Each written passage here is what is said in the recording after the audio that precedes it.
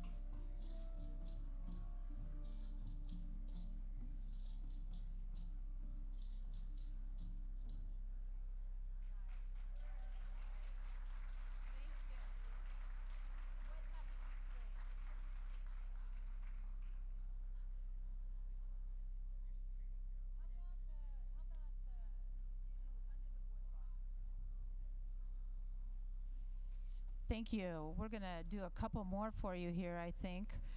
This one is entitled Under the Boardwalk.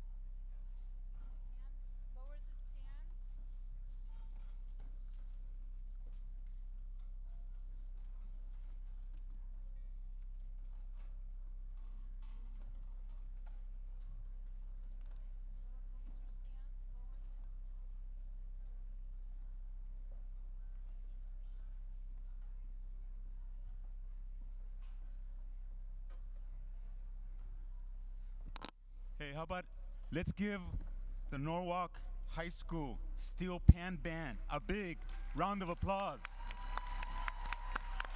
Thank you so much. Beautiful, beautiful. Thank you so much. Appreciate it. Welcome. And for those that are new or coming in for the first time today, welcome to CABE 2013. My name is Ramon Zavala. I'm Vice President of CABE.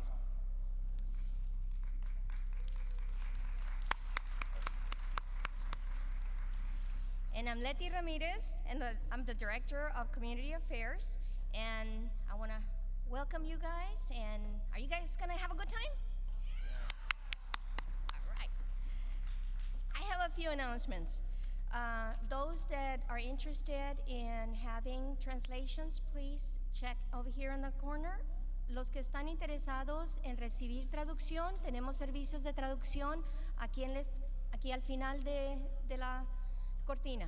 So, por favor, todos los que quieran traducción. And if you'd like to join in the digital team and tweet, please join our table right here. Come and tweet, or you can join our Facebook. We'd like to give a big thanks to the planning committee and staff for their efforts to the conference. So let's give them a big thanks. It's been an amazing conference. Today promises even to be better. Make sure you find time to spend times at the exhibit hall. After this, we're gonna have a break so you can be at the exhibit hall and take your coupons that you received. Make sure you turn them in to the vendors. Also at 5 o'clock, we have the raffles. Who wants to win an iPad? Oh, that's it? Okay, who wants an iPad? All right, okay. Now, to win an iPad, you need a coupon. You need a raffle ticket. So make sure you buy your raffle tickets. We have the queen of raffle tickets right here, Annie. If you want an iPad, $5. Also, we have the Camp Jam session. We had a big success yesterday with a jam session. Today there'll be another jam session at 12:30 to 1:30 in the exhibit hall. And we have our first poetry CABE slam today at the exhibit hall from 4 to 5 with upcoming bilingual actor Javi Moreno as MC. We look forward to sharing our multicultural voices there. And please, hopefully you will visit the exhibit hall. We have wonderful student artwork. And today we'll be having a silent auction that will take place at 5 o'clock. Bidding opens this morning and closes at the end of the day. Who wants to be a CABE VIP now? Okay, well, we need all of you guys to be CABE's VIPs because all of you are CABE's VIPs. We need you to stop by CABE. We have the CABE red carpet and Velasquez Press booth 103. So please stop by there with your friends, by yourself, stop by there and get your picture taken. So we want to have you at the CABE website. And now I'd like to introduce Marta Zaragoza Diaz, who will talk to you about the Action Alert announcements.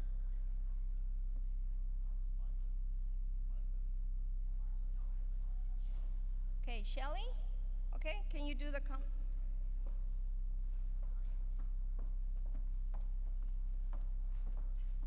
Good morning, everybody. Buenos dias.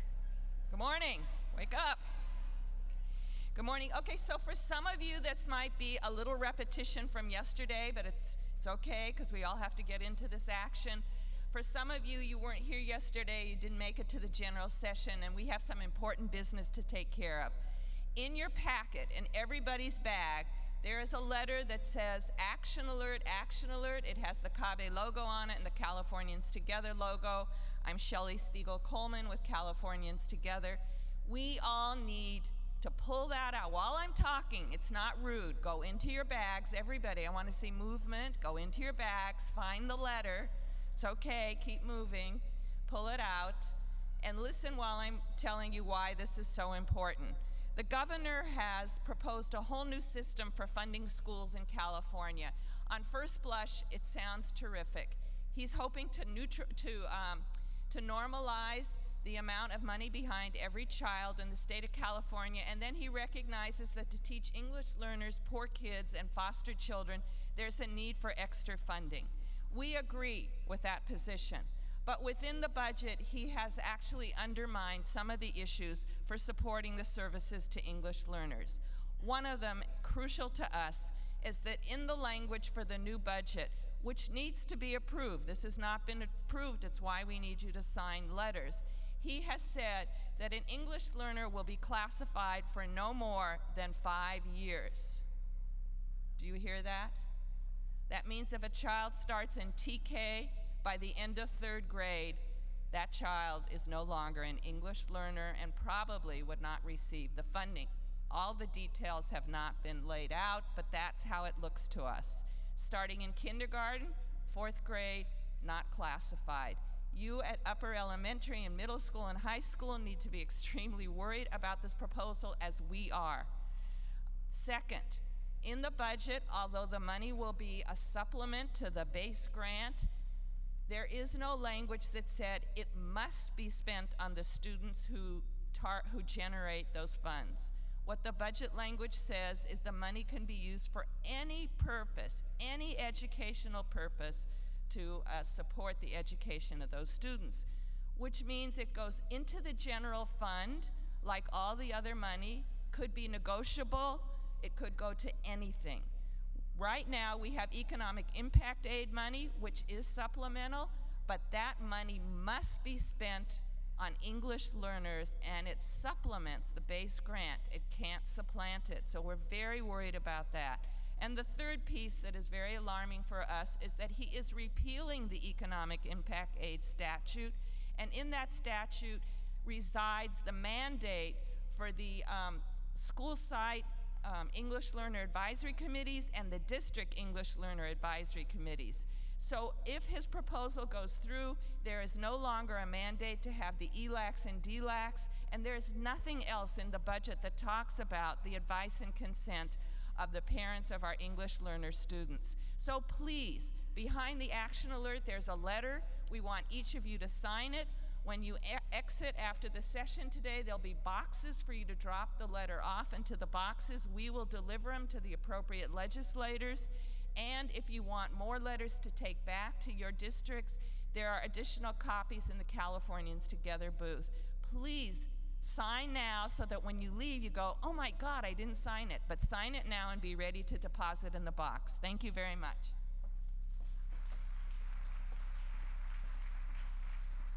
Good morning, CABE Day 3. Good morning. I'm Lori Olson. I'm also on the board of Californians Together, and I'm here to encourage one more way for us to raise our voices together. And so reach into your bags again and pull out this little bitty palm card, small so you can put it in your wallet, you can keep it in your pocket, pull it out whenever you need it, because this is the vehicle that's going to give us a common voice across the state on behalf of English learners in the rollout of the Common Core standards. So find your palm card, and every day we've been highlighting a different message in here. We put this together because the Common Core standards are a wonderful opportunity in many ways for strengthening the education of our English learners, aligned with a lot of the research about what we know needs to happen with our English learners. But we also know that any reform that comes along, that increases rigor, that changes the way that's doing things, that doesn't have in place the kind of supports our English learners are going to need, is going to end up like every other major reform has, leaving our English learners behind. So I'm going to highlight one of these messages today so we can all be the voice that carries it forward, and say that the issue we want to talk about today is that we cannot raise the rigor without addressing the things that have gotten in the way of us even getting our English learners to the current levels of rigor. Right now, we're not adequately educating them even to the current standards of English proficiency and academic engagement. So the Common Core cannot successfully move forward unless we strengthen that foundation of English learner programs, see to it that ELD really happens and that the ELD standards really are being implemented along with the rest of the Common Core, So wherever you are, when people start talking about the Common Core, we cannot allow it to push aside our basic concerns about, do we have research-based English learner programs to begin with? Do we have good quality ELD? Are we addressing the primary language development of our students? So our voice has to be, there is no Common Core implementation that will be successful without paying attention to the needs of English learners, without the professional development our teachers need to pull off those strategies, and without strong English learner programs at the foundation. So, join me in just saying right now, there is no Common Core implementation without addressing the needs of our English learners.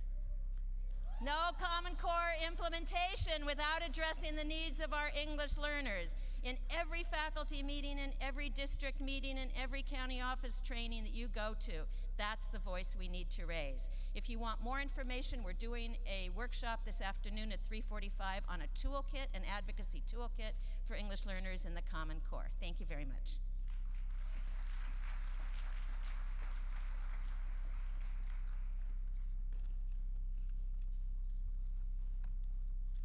Thank you, Shelley, on the legislative report, and Lori on the Common Core for our ELs. It's my pleasure to introduce the 2013 CABE Honorary Chair, Arturo Delgado, Superintendent of County Office of Education, previously Superintendent of San Bernardino Unified School District for 11 years. Dr. Delgado now serves as Chief Executive Officer for the Los Angeles County Office of Education, LACO, and as Secretary of the County Board of Education. Among his top priorities is to improve educational programs and opportunities provided by LACO to youth detained in the county's juvenile detention facilities. Born and raised in Los Angeles, Dr. Delgado began his educational career more than 30 years ago as a bilingual teacher in the Baldwin Park and Rowland Unified School Districts. He has received numerous awards for institutional and community leadership, including Educator of the Year by the Hispanic Heritage Magazine. Please join me in welcoming our 2013 CABE Honorary Chair, Arturo Delgado, Superintendent of Los Angeles County Office of Education. Thank you, Dr. Zavala. Appreciate that. I'm really pleased to be here this morning. Los Angeles County welcomes all of you. It's been a little less than 2 years as the superintendent of the largest county office in the country, and I am very pleased to be here. I mean, I still remember my teaching days and coming to CABE and being in awe of the knowledge and the expertise that we get from those that come in such a quality organization as CABE. So I'm very happy to be part of the 37th Annual California Association of Bilingual Education Conference. The conference brings together educators throughout the community and provides opportunities for all of us. And so, of course, you've heard a good number of presenters already in these last 2 days. Unfortunately, a large percentage of our students do not achieve linguistic tools to succeed academically in LA County. LA County has more than 326,000 students in English learners programs, with only about 45% of those at the intermediate levels. The students are not linguistically prepared for the academic demands of the Common Core, which you're hearing so much about. Dr. Lori Olson's study, Reparable Harm, makes it clear they are staying at the intermediate level for more than 5 years. We need to change that. We need to work at that. This conference really addresses folks who are doing that work, and that's why this is such an important time. On the positive side, the SELT scores showed a marked positive increase, as 51% of all early intermediate English learners students improve their performance by a full level, and that's only because they make these spurts at a very young age. At Los Angeles County Office of Education, we hold academic events such as the Science Fair, Spelling Bee, academic decathlons, Poetry Out Loud, History Day, Digital Voice Awards, and these are events that are designed to help our English learners to gain a different kind of experience, one where they can see that they can apply a different skill and actually motivate them to move forward. So CABE brings us together to learn from each other and to share strategies. I also wanted to bring up additional information that I think you should be aware of, and it's a critical time to educate our immigrant students about new opportunities with the Deferred Action for Child Arrivals and the California Dream Act. We need to encourage our immigrant students to apply for deferred action, for work authorization, and to secure state financial aid to pursue their college aspirations. So we encourage you to contact organizations that are assisting our students, providing this information, such as the Dream Resource Center for UCLA Labor Center. And this is a very interesting time. On the one hand, we're hearing of our county budgets and our state budgets moving in a particular direction that we should be concerned about. And at the federal level, we're finally having a discussion that acknowledges the need to bring our students on board to the point so that they can become free to pursue their dreams. So very, very hopeful that this will continue to go in that direction. Please move forward in that direction and help our kids. Tonight, the high school student essay winner will read her essay that captures the Voices for Change theme. There's a line in her essay that says, "Surely one person cannot do it all, and I know change starts with one but involves many." So I hope we can all be inspired by her voice and her message. And so again, it's my pleasure to be here. I want to thank those who have put together such a fine conference, and look forward to seeing what happens in our districts as a result. You know, I know that there are a number of superintendents in the audience here today. Some of my colleagues that I've known for years, and I've been a superintendent for many years, not with LA County, but in San Bernardino County. I can tell you that every hope for a superintendent is that when we send people to conferences, that it doesn't end at the conference, but it comes back in the form of action. We have a great ability to mobilize if you take the things that we learn and the things that we do here and take them back to your district. So congratulations for your time and interest. Thank you.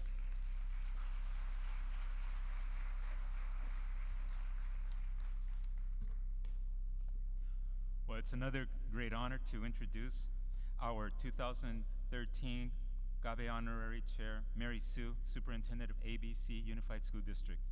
Mary's story begins when her family migrated to the United States after being persecuted and robbed of their land and farm in China. In search of a better life, her family of 7 moved to a poor neighborhood in Chicago, where they lived in a one-room because they were too poor to and proud to take public assistance. As a little girl, Mary was inspired, challenged, and cared by teachers in the Chicago school system. She went on to untangle the new language and endlessly devoured books from the library throughout her childhood. She was absolutely convinced by her parents and teachers that even those who start with almost nothing in America can, through hard work, achieve great things.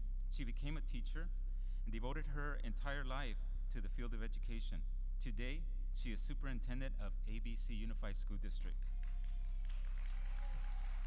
Her vision for the district is to become a world-class learning organization with a focus on continuous growth for everyone: students, teachers, support staff, and administrators. Please join me in welcoming CABE Honorary Chair Mary Sue, the Superintendent of ABC Unified School District.